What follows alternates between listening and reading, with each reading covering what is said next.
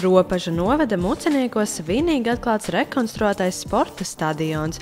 Muceniekos darbojas Latvijā pirmais patvērumu meklētāju centrs, tāpēc pašvaldība nāca ar iniciatīvu atjaunot stadionu, lai veicinātu vietējās sabiedrības un patvērumu meklētāju mijiedarbību. Mucenieki ir mazs ciems, tuvu Rīgai, tā pašā laikā liela novada ietveros. Šeit tiešām ir lielākais akcents ir šie patvērumu meklētāji, kas šeit dzīvo, bet arī vietējie iedzīvotāji, kuriem kopā būtu jāsadzīvo. Un tad šis projekts ir kā tāds starts tam, kā mēs varētu kopā mācīties to darīt. Šis ir viens labs piemērs, kā vienai pašvaldībai palīdzēja Eiropas ekonomikas zonas instrumenta grants risināt problēmu, kā integrēties vietējiem iedzīvotājiem un patvērumu meklētājiem, kas nāk no dažādām kultūrām.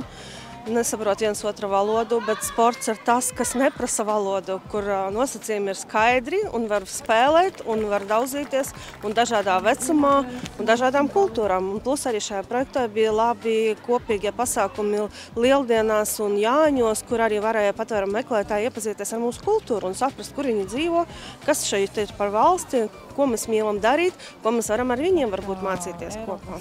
Ropaža novada iedzīvotāja Lidija bija viena no pirmajām, kas savulaik Muceniekos uzrunāja līdzdarboties futbola treniņos, patvēruma centra iemītniekus.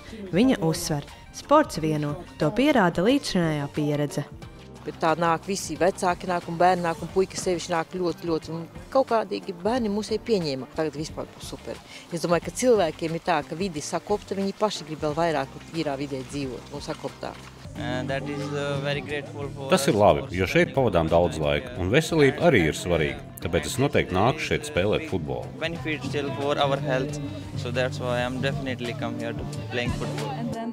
Svinīgajā stadiona atklāšanā piedalījās arī Norvēģijas pilsētas Elverumas pašvaldības pārstāvji. Elveruma ir Ropaža novada sadarbības partneris projektā.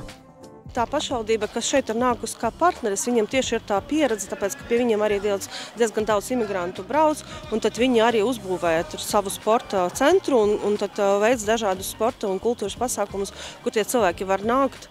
Un tā kā bija arī šodienas tas piemērs par vienu pusaudzi, kura atbrauc, kā saka, neko nezinot, bet Norvēģijā integrēs tieši spēlējot sporta klubā.